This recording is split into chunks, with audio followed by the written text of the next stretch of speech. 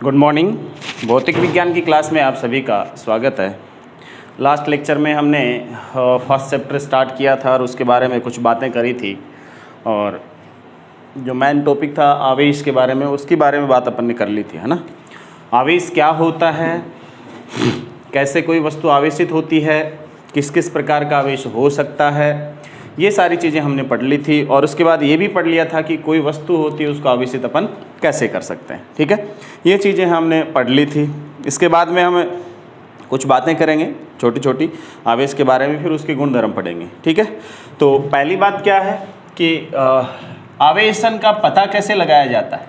कोई भी जो वस्तु है वो आवेशित है अथवा नहीं है, तो उसका पता अपन कैसे लगाएं, है ना। तो आवेशन का पता करने के लिए सबसे महत्वपूर्ण उपकरण होता है, एक बहुत ही बेसिक उपकरण होता है, उसको कहते हैं विद्युतदर्शी।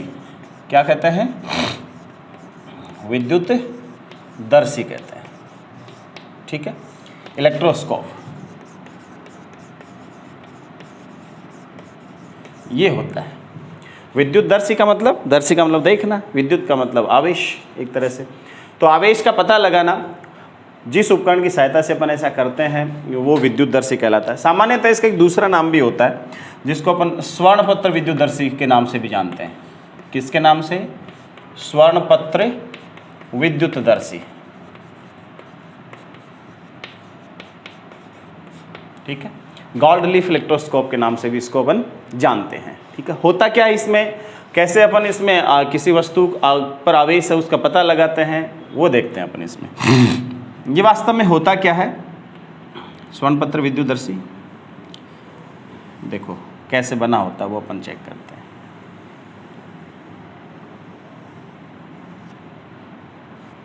ठीक है, ये वाला अपने पास एक जार होता है इस प्रकार का। ठीक है,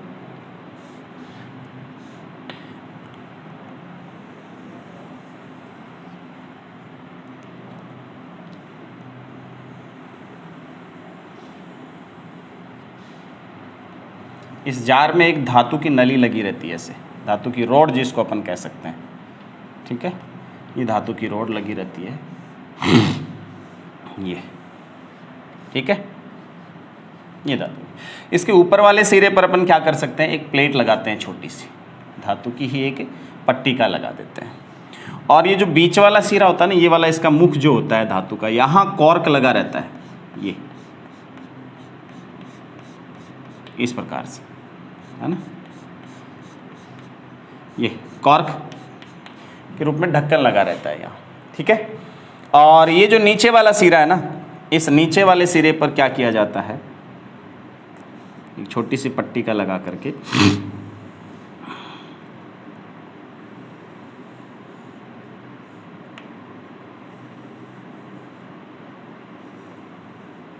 तो पत्तियां लगाई जाती हैं ऐसे, है ना, लीफ जिनको अपन कहते हैं।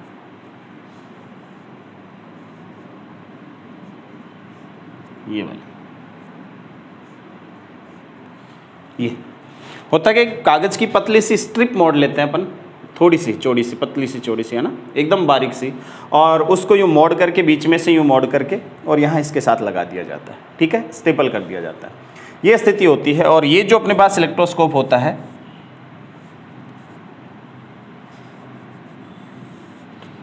इसको अपन यहाँ से ग्राउंडेड भी रखते हैं बाहर से, ताकि इस पर कोई विशेष प्रकार का आवेश ना रहे और इस जार पर आवेश के कारण इन पत्तियों पर कोई इफेक्ट ना पड़े, ये स्थिति रहती है। ये सिंपल सा उपकरण होता है जिसको अपन गोल्ड लीफ इलेक्ट्रोस्कोप कहते हैं। क्या रहता है इसमें, देखो ये कांच का जार रहता है पारदर्शी,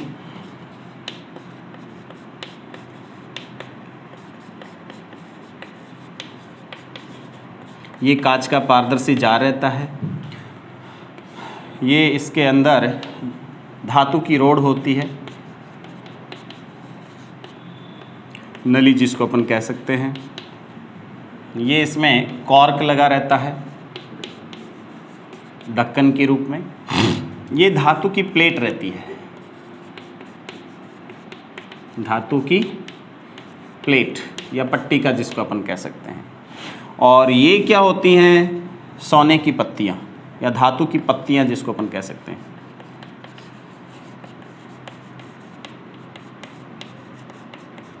सामान्यतः सोने की ली जाती है, इसलिए स्वर्ण पत्र भी कहा जाता है इनको, स्वर्ण पत्तियां। ठीक है, सोने की पत्तियां होती हैं, बहुत बारीक एक परत लेते हैं अपन सोने की और उसकी एक स्ट्रिप काट लेते हैं छोटी सी और उसको बीच में से मोड़ के यहाँ स्टेपल कर देते हैं। ठीक है, ये वाली स्थिति रहती है। ये गॉड लीफ इलेक्ट्रोस्कोप होता है, ये भू संपर्क रहता है यहाँ से।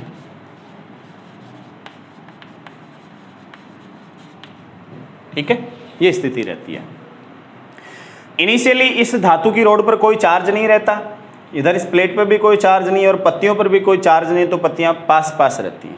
पत्तियां क्या रहती हैं? बहुत पास पास रहती हैं। ठीक है, अब क्या करते हैं, जिस भी वस्तु पर आवेश है ना, जिस भी वस्तु पर आवेश है वो वस्तु अपन यहाँ लेकर आते हैं, ये वाली।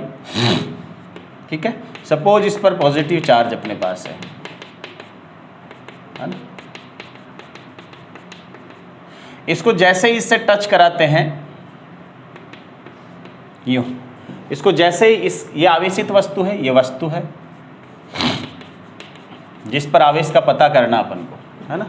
इसको जैसे ही इस ऊपर वाली घुंडी से टच कराते हैं, धातु की प्लेट के रूप में जो है, टच कराते ही क्या होता है, इस पर अगर आवेश है, अगर इस धातु की छड़ यदि सॉरी इस वस्तु पर आवेश है, तो वो आवेश इस धातु की प्लेट और इस रॉड में से होते हुए किन पर आ जाएगा? इन पत्तियों पर आ जाएगा। ठीक है, और इन पत्तियों पर जैसे ही आवेश आएगा, सपोज पॉजिटिव है तो पॉजिटिव आ गया। ठीक है, पॉजिटिव आवेश आ गया। अब सारी पत्तियों पर फैलेगा वो, तो दोनों पत्तियों पर सारी सतह पर फैलेगा एक तरह से। अब दोनों पत्तियां जब आवेशित हो जाती हैं, दोनों सतहें आवेशित हो जाती हैं, तो आप जानते हो समान आवेश एक दूसरे को क्या करते हैं? प्रतिकर्षित। इनमें प्रतिकर्षण होगा यूं, ठीक है, इस तरह से प्रतिकर्षण होगा और ये पत्तियां क्या होंगी? दूर दूर होंगी। यदि आवेश की मात्रा इस वस्तु पर ज़्यादा है तो यहाँ भी आवेश ज़्यादा ट्रांसफर होगा और इनमें ज़्यादा प्रतिकर्षण होगा तो पत्तियाँ ज़्यादा फैलेंगी। इसका मतलब पत्तियों का जो फैलाव है, पत्तियों का जो फैलाव है वो यहाँ किसके समानुपाती होता है? वस्तु पर आवेश की मात्रा के।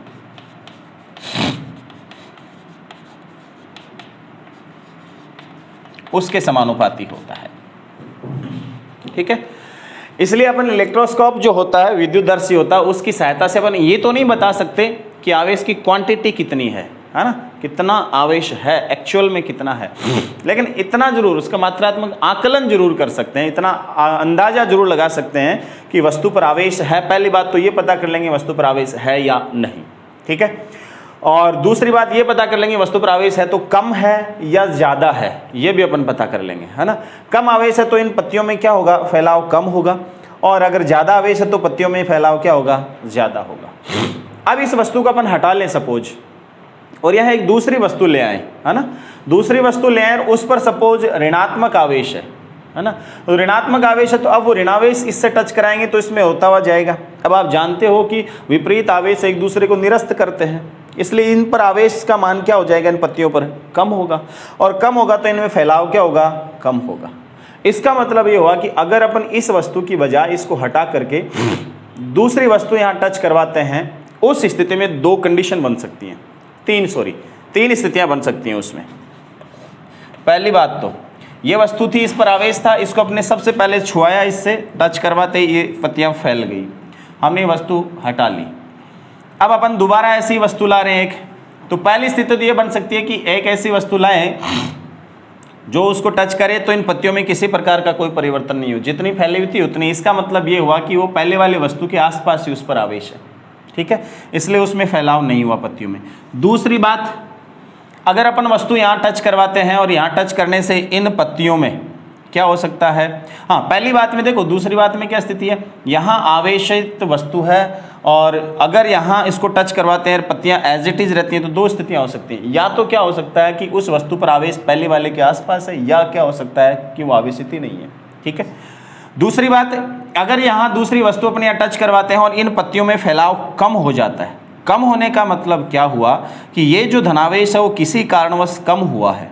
कम कब हो सकता है? जब यहाँ ऋणावेशित वस्तु टच और इस पर ऋणावेश है, तब कम हो सकता है। इसका मतलब यहाँ फैलाव कम होने का मतलब यहाँ जो वस्तु टच करवाई है वो किस प्रकृति की है वो पता चल जाएगा, वो ऋणावेशित है। अगर अपन क्या करें और कोई किसी तीसरी वस्तु को यहाँ लाएं, टच करवाएं, टच करवाने पे देखते हैं कि इनमें फैलाव बढ़ गया। अगर इनका फैलाव बढ़ जाता है इसका मतलब है कि प्रतिकर्षण बढ़ा। प्रतिकर्षण का मतलब इन पर आवेश की मात्रा में क्या हुआ, बढ़ोतरी हुई है। इसका मतलब ये हुआ कि यहाँ जो वस्तु लाएं उस पर आवेश की मात्रा धनात्मक है, पहले से ज्यादा है। समझ गए बात आप? तो ये स्थिति, इनके आधार पर अपन क्या कर सकते हैं, आवेश की मात्रात्मक जो आकलन है उस स्थिति का पता कर सकते हैं। ये कहलाता है इलेक्ट्रोस्कोप। स्वर्णपत्र लगा रहता है यहाँ, ये पत्तियां अगर सोने की हैं तो इसी को क्या नाम दे देते हैं, स्वर्णपत्र विद्युतदर्शी दे देते हैं। बस ये सिंपल सा काम है, कोई दिक्कत ही नहीं है। ये सिंपल सा अपने पास इलेक्ट्रोस्कोप होता है, ठीक है। इसकी सहायता से अपन सिंपल आकलन कर सकते हैं, वस्तु आवेशित है या नहीं है, ज़्यादा आवेश है या कम आवेश है, ये भी अपन देख सकते हैं, ठीक है। नेक्स्ट देखो,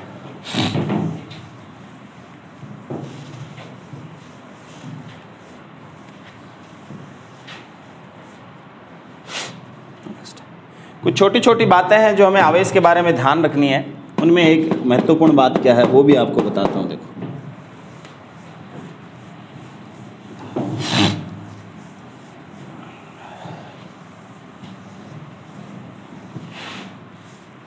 क्या है, देखो महत्वपूर्ण बात है, नोट, ध्यान देने लायक बात क्या है। पहली बात नोट की कि आवेशन का सबसे महत्वपूर्ण जो गुण है कि कोई वस्तु आवेशित है या नहीं है, वो सबसे आवेशन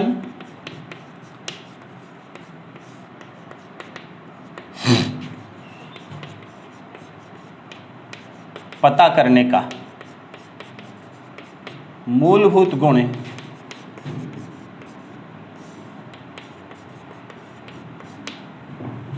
प्रतिकर्षण ही है। ये ध्यान रखना है। ये एक छोटा सा स्टेटमेंट है लेकिन बहुत ही काम का है। आकर्षण नहीं है। क्या नहीं है? आकर्षण नहीं है।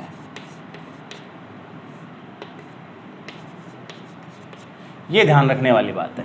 आवेशन का पता करने का जो मूलभूत गुण है वो कौन सा है? प्रतिकर्षण ही है, आकर्षण नहीं है। क्यों नहीं है? इस बात का देखो अपन क्या प्रूफ देते हैं, वो देखो। सपोज आपके पास जो कंघा है वो इस प्रकार से है ना?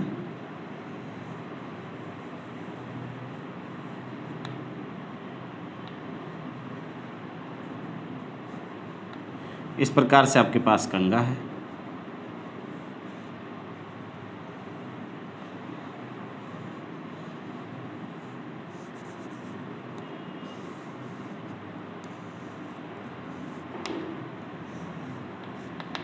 ये कंघा है।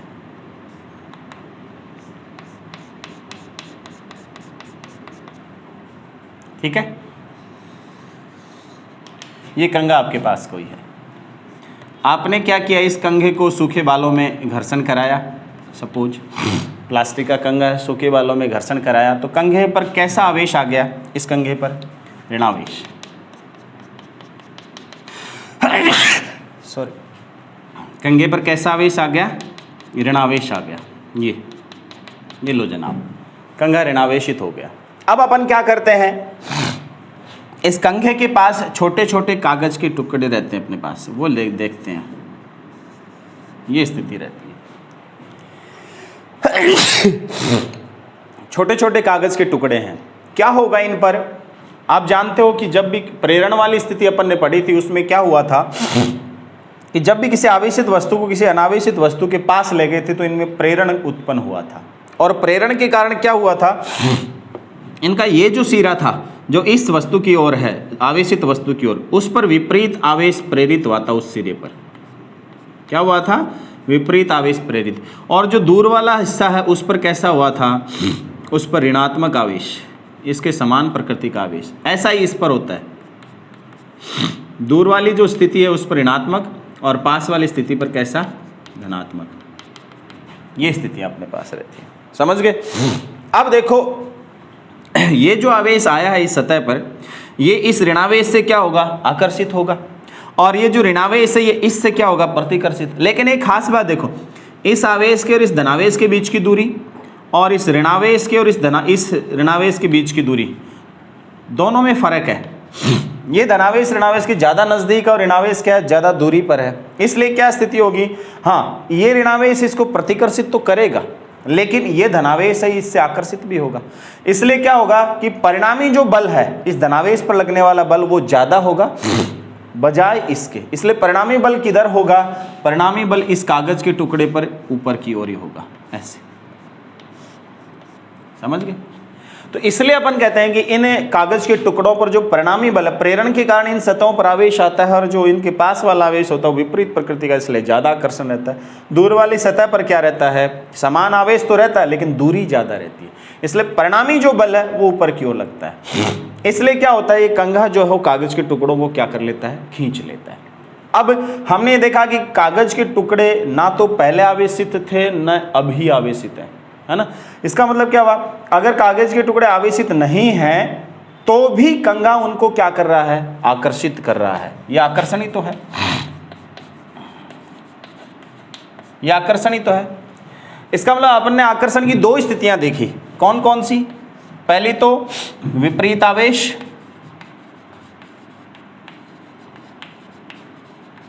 और दूसरी स्थिति में, विपरीत आवेश का मतलब दूसरी स्थिति में एक वस्तु आवेशित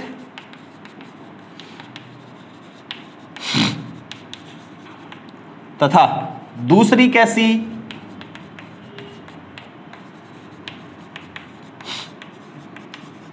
अनावेशित। विपरीत आवेश का मतलब हुआ कि दोनों वस्तुएं आवेशित हैं, दोनों लेकिन कैसे आवेश हैं, विपरीत आवेश से। और दूसरी स्थिति में ये भी एक वस्तु आवेशित है जैसे कंघा, दूसरी अनावेशित जैसे कागज के टुकड़े अनावेशित हैं, फिर भी क्या स्थिति है, आकर्षण। दोनों स्थितियों में आकर्षण है, तो आप कंफ्यूज रहोगे। आप कंफर्मली ये नहीं कह सकते कि भाई किस स्थिति में वस्तु आवेशित है और दूसरी अनावेशित है, किस स्थिति में दोनों विपरीत आवेशित है। इसलिए आकर्षण के गुण से डेफिनेटली आपके पास ये नहीं पता चलता कि वस्तुएं आवेशित हैं या नहीं है। एक तो आवेशित होगी तो डेफिनेटली तय है, लेकिन दूसरी आवेशित है या अनावेशित है, क्योंकि दूसरी में तो ये दो स्थितियां है ना, दोनों में आकर्षण होता है, इसलिए पता नहीं। इसलिए कहते हैं कि आकर्षण जो है वो किसी वस्तु के आवेशित होने का मापन नहीं कर पाता है या नहीं बता पाता है। केवल और केवल कौन बताता है, प्रतिकर्षण। क्यों, प्रतिकर्षण केवल और केवल तभी होता है जब समान आवेशित हों वस्तुएं। कैसी हो वस्तुएं, कैसी हो, समान आवेशित हों। केवल एक स्थिति ऐसी होती है जिसमें प्रतिकर्षण वाली स्थिति है, इसके लिए कोई दूसरा ऐसा विकल्प मौजूद नहीं है। इसलिए अपन कहते हैं कि आवेशन का पता करने का जो मूलभूत गुण है वो कौन सा है, प्रतिकर्षण ही है, आकर्षण नहीं है। अगर इसका मतलब आवेशों का पता करना तो आपको देखना होगा कि वस्तुएं प्रतिकर्षित करती हैं या नहीं करती हैं, समान प्रकार की हैं तो भी। ठीक है, ये अपन पढ़ते हैं इसके बारे में। नेक्स्ट एक बात और भी बता दूं आपको थोड़ी सी इसके बारे में। ये आवेशन की स्थिति थी। नेक्स्ट देखो अपने पास क्या है, आवेश के गुणधर्म। आवेश के गुणधर्म बहुत सिंपल गुणधर्म है।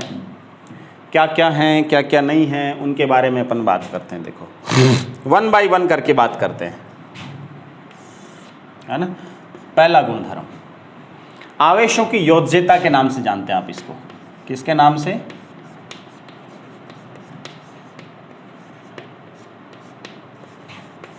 आवेशों की योज्यता, इसके नाम से जानते हैं।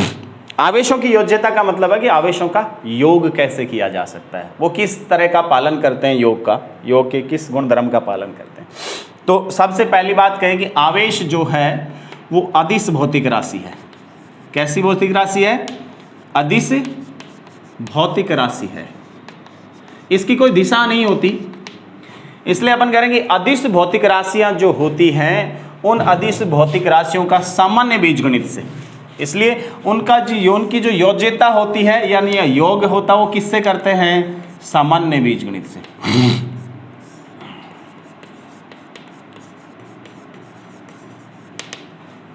योज्यता किसका पालन करती है, सामान्य बीजगणित का पालन करती है। इसलिए अपन क्या कहते हैं कि आवेश एक अदिश भौतिक राशि होती है, इसलिए आवेश का जो योग होता है, आवेशों का जो योग होता है, सॉरी दो से ज़्यादा आवेश विद्यमान है, उनका जो योग होता है वो सामान्य बीजगणित के नियमों का ही पालन करता है।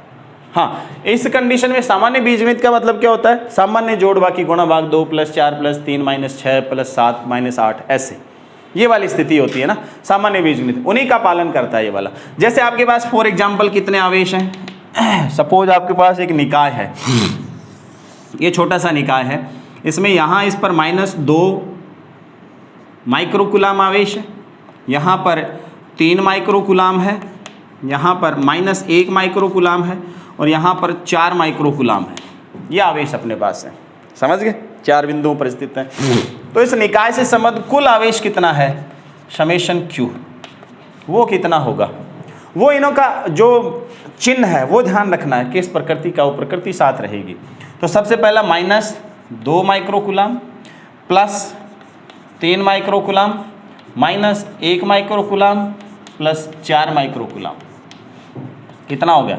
2 और 1 3, ये तो कैंसिल हो गया, बचा कितना? 4 माइक्रोकुलाम प्लस का। ठीक है, ये सामान्य बीजगणित होगी। तो सामान्य बीजगणित में अपन चीज़ों को जैसे जोड़ते हैं, जैसे घटाते हैं, सेम वही प्रोसीजर ये आवेश फॉलो करते हैं, समझ गए? ये आवेश का पहला गुणधर्म था। दूसरा गुणधर्म देखो आवेश का कौन सा है? ये पहला, दूसरा बहुत सिंपल सा गुणधर्म है।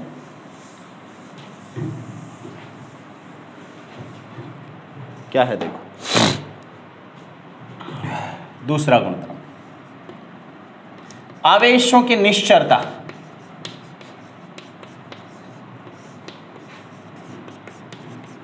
बहुत छोटे छोटे गुणधर्म है इसके। निश्चरता, आवेशों की निश्चरता। निश्चरता का मतलब क्या होता है? जब आप किसी चीज का मापन कर रहे हो तो जब जिन जिन स्थितियों में मापन कर रहे हो उनमें वो वस्तु ना बदले, वो नहीं बदलने का जो गुण है वही क्या कहलाती है? उसकी निश्चरता कहलाती है। यहां इसकी निश्चरता से मतलब क्या होता है कि आवेश जो होता है वो निर्देश तंत्र की गति पर निर्भर नहीं करता। निश्चरता यहां किस रूप में ली गई है? निर्देश तंत्र की गति पर निर्भरता, गति पर निर्भर नहीं करता।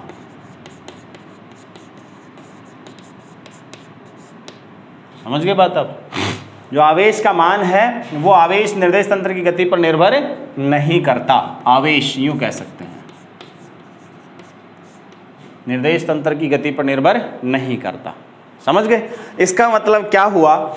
इसका मतलब देखो मैं बताता हूं आपको सिंपल। गति का मतलब क्या हुआ? गति की स्थिति दो तरह से अपन डिफाइन करते हैं।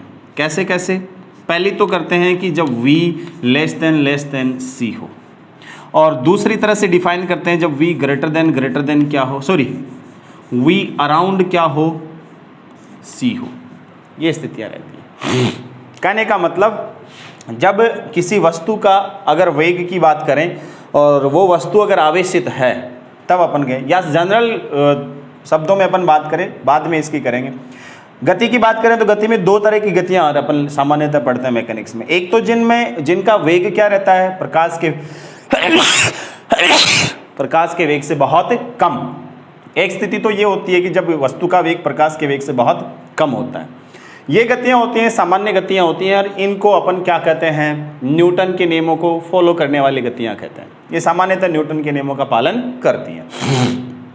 दूसरी जो गतियां होती हैं, वो जो गतियां होती हैं v approximate equal to c, यानी v का जो ऑर्डर है, v की जो कोटि है, v की विमा यानी वेग जो है उसका मान इतना ज़्यादा है कि प्रकाश के वेग की तुलना में इसको नगण्य नहीं माना जा सकता, यानी बहुत अधिक उच्च वेग से गति करते हैं। तो ये जो गतियां होती हैं आपेक्षिक गतियां कहलाती हैं।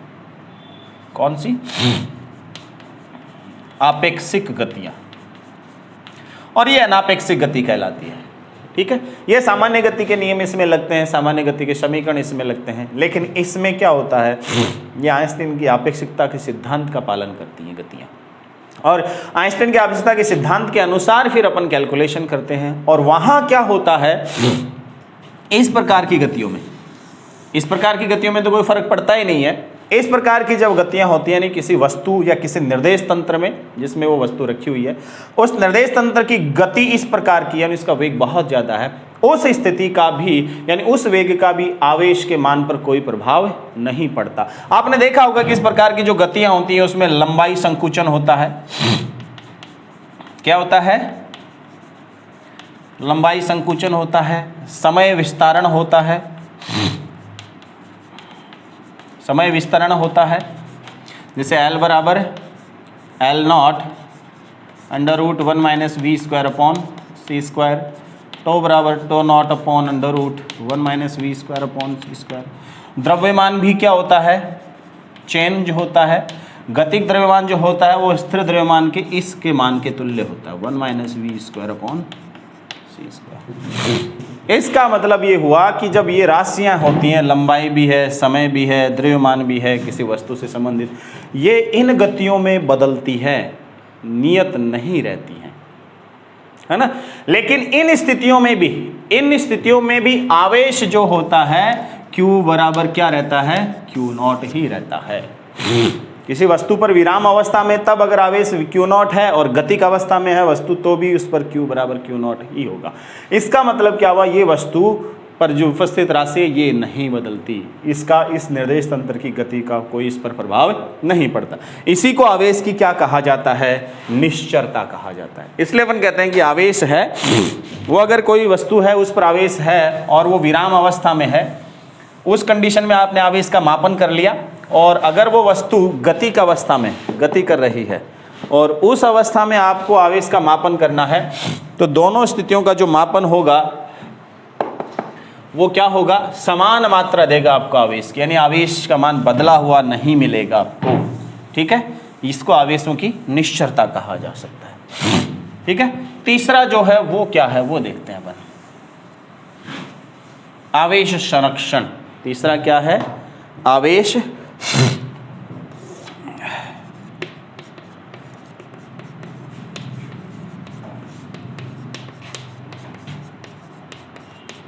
आवेश संरक्षण का नियम।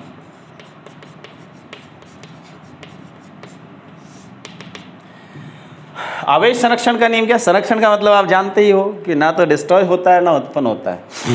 अगर ऐसी चीजों का पालन, ऐसे नियम का पालन करें तो वो क्या कहलाता है? संरक्षण का नियम। सामान्य स्थिति में आवेश संरक्षण का मतलब क्या होता है कि किसी भी प्रक्रिया द्वारा कोई भी निकाय है, निकाय का कुल आवेश सदैव क्या रहता है? संरक्षित रहता है।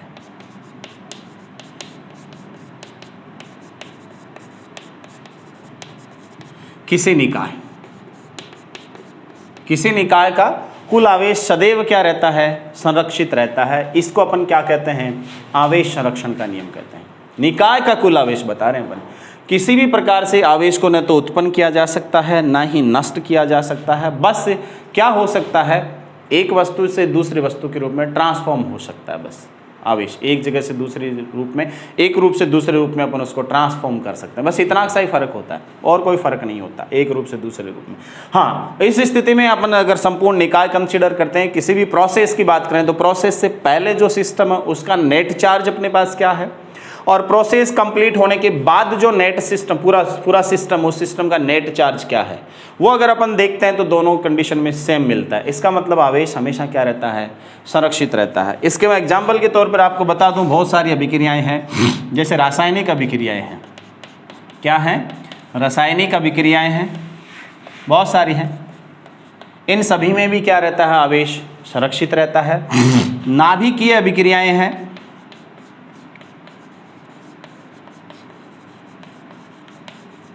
नाभिकीय अभिक्रियाएं हैं, उनमें भी आवेश हमेशा क्या रहता है? संरक्षित रहता है। युग्म उत्पादन वाली अभिक्रिया है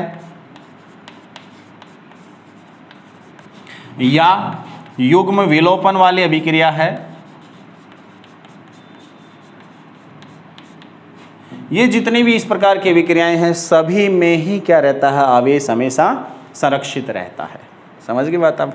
जैसे सिंपल सा एग्जांपल और ले लें अपन। सपोज एक वस्तु ए है और एक वस्तु क्या है? बी है। ये दोनों वस्तुएं अपने पास पहले से पड़ी हैं। इस पर क्यू ए 0 है और इस पर क्यू ए क्या है 0, क्यू बी 0 है, यानी इस पर क्यू ए क्या है 0 है, इस पर क्यू बी क्या है 0 है, यानी इस स्थिति में net charge q a plus Q b कितना है 0 है। समझ गए। अब अपन क्या करते हैं, इन वस्तुओं का घर्षण कराते हैं। घर्षण कराने पर सपोज वस्तु ए है वो पॉजिटिव चार्ज हो गई और वस्तु बी है वो नेगेटिव चार्ज हो गई। ठीक है, इस पर आवेश आ गया क्यू ए डैश बराबर प्लस क्यू और इस पर आ गया क्यू बी डैश बराबर माइनस क्यू, क्योंकि दोनों को घर्षण कराएंगे तो जितने इलेक्ट्रॉन ए से निकलेंगे उतने ही बी पर जाएंगे, तो इधर जितना पॉजिटिव होगा उतना ही नेगेटिव होगा। इस स्थिति में भी अपने पास Q A dash plus Q B dash net charge कितना रहेगा 0। देखो जरा पहले और बाद में बराबर है कि नहीं है। इसलिए अपन कहते हैं कि वस्तु जो होती हैं अपने पास उनका जो उनसे मिलकर जो निकाय बनता है आवेशित निकाय, उसका आवेश पहले और बाद में दोनों स्थितियों में क्या रहता है संरक्षित रहता है। इसको अपन आवेश संरक्षण का नियम कहते हैं। नेक्स्ट वाले गुण नेक्स्ट लेक्चर में पढ़ेंगे, तब तक के लिए धन्यवाद।